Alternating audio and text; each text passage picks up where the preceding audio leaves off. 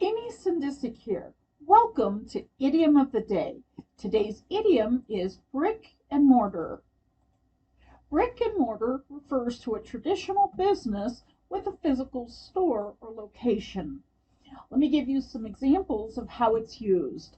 Online shops require less capital investment than brick and mortar shops.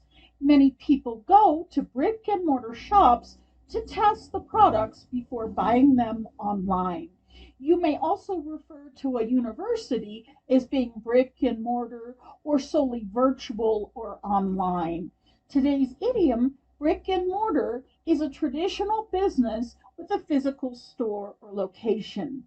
If you're following the book from which I adopt the idioms, 505 Business Idioms and Phrasal Verbs by Clare Whitmell, you will see that she uses bricks and mortar, which is British.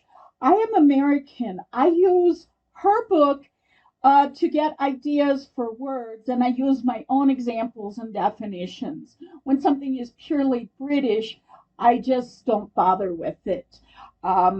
Please visit me at businessenglish123.com. Thank you.